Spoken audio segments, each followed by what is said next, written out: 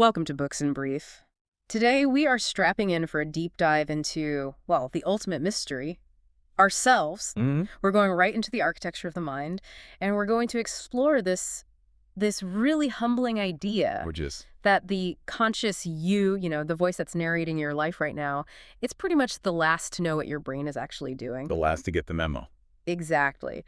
We're talking about this profound realization that our hopes, our decisions, even our fears, they all emerge from this enigmatic 3-pound organ. And the vast majority of its operations are running completely incognito. Which brings us to our material for today. Right. We're drawing from David Eagleman's monumental work, Incognito, The Secret Lives of the Brain. And it really dismantles our whole intuitive sense of self-awareness. It really does. And to get us started, to really grasp this gap between what we feel is real and what's physically happening, we have to start with Eagleman's opening story, the one about tremendous magic. Oh, yeah. The Arthur Albers story. Yeah. He was a researcher in West Africa. This was back in 1949. And he had this new piece of tech, right? A huge Jeep-powered tape recorder. Exactly. And he's there to record local music, oral history. But the tech itself, well, it caused a bit of a stir. A bit of a stir is putting it mildly. He records a man's voice, and when he plays it back, the man is just outraged. He doesn't just hear his voice. He accuses Alberts of having stolen his tongue. Stolen his tongue. Yeah. He was apparently ready to attack him. Alberts just barely managed to calm him down by, pulling out a little mirror to show the man his tongue was still there. Which is such a perfect illustration of the whole point. It is. It shows how these fundamental physical processes like sound waves or, in the brain's case, electrical signal, they just seem completely magical until you understand the machinery behind them. Right. To that man, a voice was, what, like opening a bag of feathers? Something that just scatters and you can never get it back? Precisely. Ineffable. Yeah. But we know a voice is it's just tiny compressions of air molecules. If you have the right machine, a microphone, you can capture it and play it back. But because he couldn't see the mechanism, it was tremendous magic. And that is Eagleman's core metaphor for the brain itself. We feel like our thoughts and consciousness are these weightless, non-physical things. With those feathers. Exactly. But they're not. They're 100% dependent on the physical infrastructure. You damage a piece of brain tissue the size of your pinky finger. And suddenly you can't recognize music or name animals or judge risk anymore. Your entire reality depends on the physical integrity of this 3-pound lump of matter. So that's our mission today. We're going to unpack this central idea from Incognito that we're all living under this powerful illusion of a single conscious self. When the reality is that the brain is a mostly hidden, mostly automatic machine. We'll get into how it literally builds your reality, how hidden biases pull your strings. And what all of this means for some really big ideas like blame and responsibility. So let's get into the mechanics. The conscious self is it's overwhelmed. The brain is so complex that consciousness just can't handle the fire hose of data. And Eagleman has this great metaphor for this. He says the conscious mind is like a low-resolution newspaper, something like USA Today. I love that analogy. He asks you to picture the brain as this huge, bustling country. Okay. At any given moment, you have factories pumping out chemicals, telecommunication lines buzzing with billions of signals. All this local activity is happening constantly, in parallel. And you, the president, the conscious mind, you can't possibly keep track of all that. It would be paralyzing. You'd be totally paralyzed. Consciousness is, from an evolutionary standpoint, a very expensive resource. You only bring it online for new problems. For everything else, you just want the headline, the bottom line. Exactly. You get the newspaper, the summary of all that hidden work. By the time you read that mental headline, a sudden idea or a gut feeling, the real colossal work has already happened. The deals have been made behind the scenes. And you're just the last one to hear about it. Which is why we're so quick to take credit. We say, I just had a brilliant idea. Right. When in reality, your neural circuits have been chewing on that problem for hours or days or maybe even years. And the hidden system just serves up the final answer. And this isn't just a modern idea. Eagleman points out that some of history's greatest minds basically admitted this was happening. Like who? Well, take James Clerk Maxwell, the mathematician who unified electricity and magnetism. He said on his deathbed that something within him discovered his famous equations, not him. Wow. Something within him. So he felt like a conduit. He did. And it's not just in science. The poet William Blake said his poem Milton came to him from immediate dictation, sometimes 20 lines at a time. He felt like he was just a scribe. He said it was against his will, even. Against his will. And then there's the really famous case of Samuel Taylor Coleridge. And Kubla Khan. Right. He was addicted to opium for chronic pain, and he claimed he wrote that incredibly vivid, dreamy poem while in an opium trance. So the drug was like a chemical key. It seems like it. It let him tap into these subconscious circuits that were just inaccessible when he was sober. So that raises a huge question. If these masterpieces only emerge when consciousness is chemically altered, who gets the credit? Exactly. Is it the struggling conscious Coleridge? Or is it the hidden machinery of the brain that the drug unlocked? It just shows the brain is running its own show, incognito. Okay, so the brain is hiding its work from us. But it goes even further than that. It's actively fabricating the world we see. It is. We have this deep intuition that our senses are like video cameras, just passively recording reality. But they're not. EAGLEMAN says vision is a construction. It takes up about 1/3 of our entire brain's processing power. A phenomenal amount. And you can prove this construction is happening with the most basic feature of our own eyes, the blind spot. Which was discovered way back in 1668 by Edmé Marriott. And most people go their whole lives without ever noticing this giant hole in their retina where the optic nerve connects. There are literally no photoreceptors there. And it's not a small hole either. He points out that you could fit 17 full moons inside your blind spot. 17. So if your vision was just a camera, you'd see this giant black splotch in your visual field. But you don't. You don't. Your brain actively fills it in. It invents the background pattern. It just makes it up. It's going beyond the Call of Duty to make things up. It cares more about a coherent story than it does about the raw data. It just needs a good enough sketch of the world to help you navigate it, to figure out where to look and what to avoid. Once something becomes predictable, it gets pushed down out of conscious awareness to save energy. And that leads right into the limits of our own introspection, what we call procedural memory. The knowledge is in there, but we can't consciously access it. The classic example he uses is changing lanes in a car. Right. If you ask someone to close their eyes and describe exactly what they do with the steering wheel to change from the left lane to the right lane, They almost always get it wrong. They'll say, I turn the wheel to the right, and then I straighten it out. which would, of course, send you straight into the guardrail. The actual maneuver is right, then a little left to stabilize, then straight. It's completely automatic. Your motor system knows it, but your conscious mind has no idea. And if you try to think about it, you mess it up. You do. That's the centipede dilemma. The old story about the centipede who gets asked which leg comes after which. And he gets so distracted thinking about it that he just lies paralyzed in a ditch. Exactly. The moment consciousness meddles with a perfectly automated circuit, the whole system just grinds to a halt. It's just a huge shift in thinking. The brain is hiding its work, fabricating reality, and storing critical knowledge in places we can't reach. So the next logical question is, what happens when all those hidden automated programs disagree with each other? Right. If we're not one single mind, how does the brain handle conflict? And what does that mean for who we are? This brings us to the idea of the brain as an inner democracy, a team of rivals. And a great way to see this is through the mystery of expertise. You mean skills that are so deeply learned that the expert can't even explain how they do them? Precisely. Like the famous Japanese chicken sexers. It sounds like a punchline, but this was a huge deal for the poultry industry. It was a vital economic skill. You have to sort newly hatched chicks by sex, but they look almost identical. The best Japanese sexers could do it in an instant. But they couldn't tell you how. Not at all. They would just look at the chick's rear end and... The knowledge was so deeply burned into their visual system that it was totally inaccessible to language. It's like trying to explain how you balance on a bike. Right, and the way they train new people proves it. The master would just stand over the apprentice for weeks, saying yes or no after each guess. So it's just pure trial and error feedback. Pure feedback. Until the student just stopped thinking and started operating on pure intuition. The skill was burned directly into the unconscious circuitry. We saw the same thing with the British plane spotters in World War II. They had to instantly tell the difference between friendly planes and German bombers. The experts were amazing at it, but they couldn't write a rule book to teach anyone else. So again, they had to resort to that same kind of fast feedback training. It's a key lesson. The brain is often best at the things it can't explain.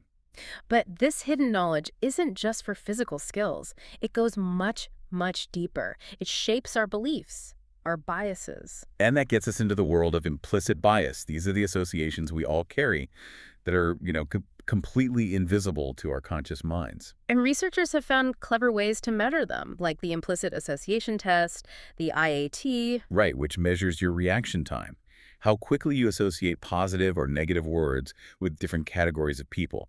A faster reaction time suggests a stronger unconscious link. And there are even newer methods, right, that track your physical movements. Yeah, this is fascinating. They track the movement of your mouse cursor. So if you're asked to click like or dislike on a sensitive topic, sometimes your hand will start moving the cursor toward the biased answer. This socially inappropriate one. Before your conscious mind kicks in and reroutes the cursor to the correct answer, your motor system betrays the hidden impulse. The zombie program speaks first. It does. And these hidden biases can influence our biggest life decisions.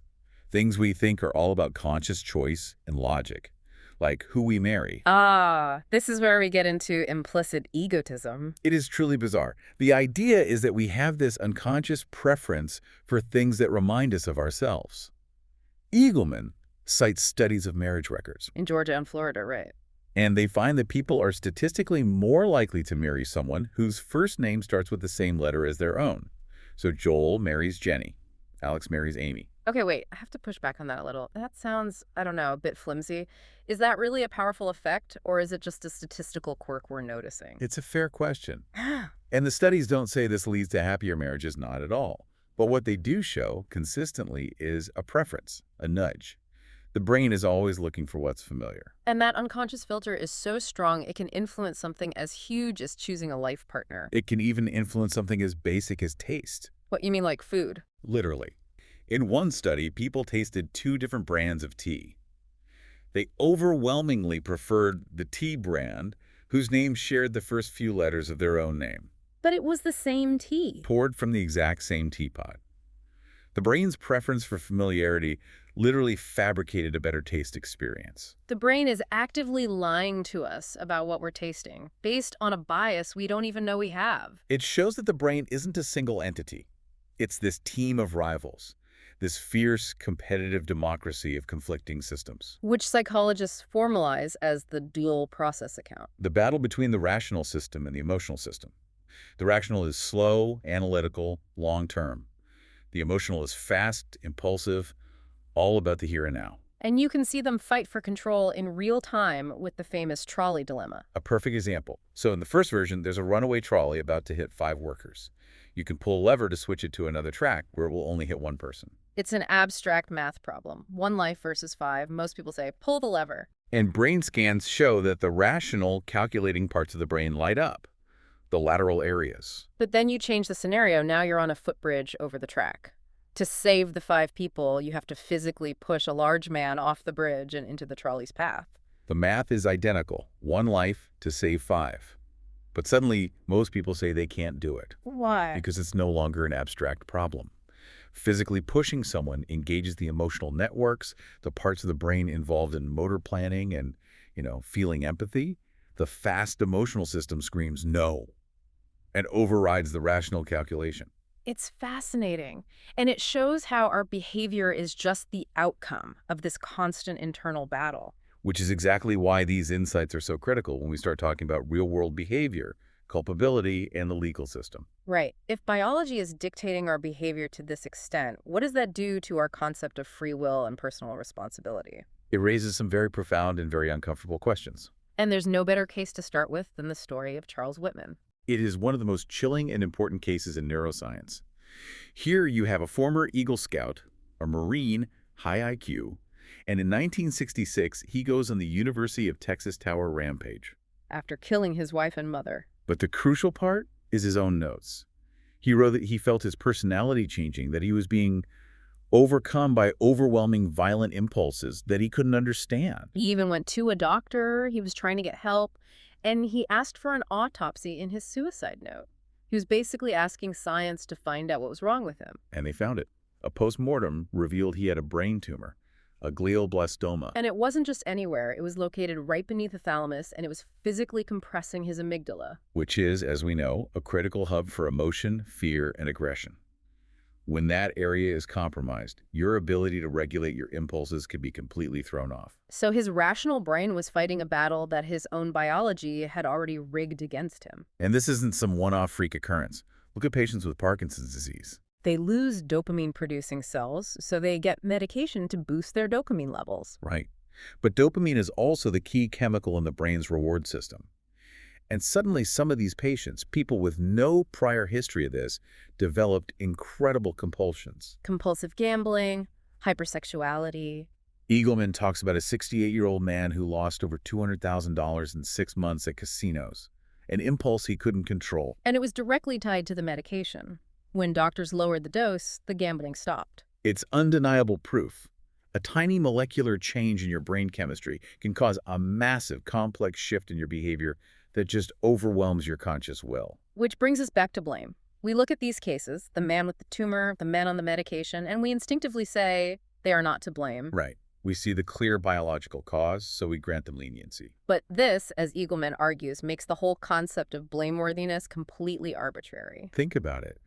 We excuse the person with the measurable problem, the big tumor you can see on an MRI. But the quote-unquote common criminal, the one without an obvious tumor, we just condemn them as a freely choosing actor. When the reality is they almost certainly have their own biological predispositions. Maybe it's a subtle genetic variant or a neurotransmitter imbalance or microscopic damage we just can't measure yet.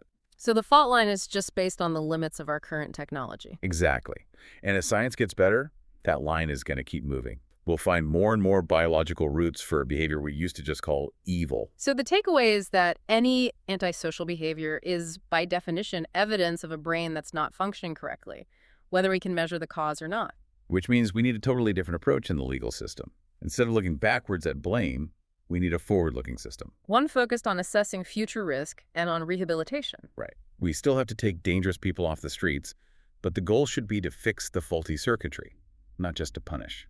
Which is where we get to the modern ethical alternatives to things like the lobotomy, something like the prefrontal workout. The lobotomy was this horrific procedure that just destroyed the frontal lobes to make people docile. It didn't fix anything, it just broke the person. The prefrontal workout is the exact opposite. It's about strengthening the brain's own capacity for self-control. It uses real-time fMRI feedback. So imagine someone with an addiction is in the scanner and they're shown pictures of what they crave. Okay. They see a bar on a screen that represents the activity in their brain's craving centers. Their job is to consciously try to make that bar go down. So they're getting live feedback on their own brain activity. Instant feedback. They try different mental strategies, thinking about long-term consequences, distracting themselves, and they can literally see when they're successfully using their rational frontal lobes to quiet down the impulsive parts. It's like physical therapy for your willpower. It's exactly that. It's a tune-up, not a product recall. It gives the long-term rational part of the brain a better chance to win that internal vote before an impulse turns into an action. It's a system based on understanding biology, not on abstract blame. And that really brings our journey to its conclusion. Yeah. We've seen that we're not a single, unified self. We're this bustling democracy of neural systems. Our lives are governed by these hidden zombie programs. Which leaves us with one last really provocative thought about who we really are. Let's talk about the idea of showing your true colors. Think about Mel Gibson's infamous drunken anti-Semitic tirade from 2006. Afterwards, he was deeply remorseful. So people asked, which one was the real Mel Gibson? The old Roman saying is, in vino veritas, in wine, there is truth. The common idea is that alcohol just removes the filter and reveals the authentic you. But based on everything we've talked about, we know that's not right. Alcohol isn't a truth serum. It's a political operative. It just tips the balance of power inside the brain. It shuts down the rational, long-term planning of the frontal lobes. And it lets the impulsive, short-term, unreflective faction run wild. And that impulsive faction has no more claim to being the true self than the sober, reflective, remorseful self does. They're both just different states of the same biological system. So this whole idea of a single, true, core self is just wrong. It's a subtly dangerous misnomer, as EAGLEMAN puts it. The real challenge isn't about finding our true colors. It's about understanding and strengthening our ability to manage our most dangerous colors. The ones hidden deep in the circuitry. It's a call for a deeper, more scientific, and I think more humble sense of wonder about this incredible machine inside our heads.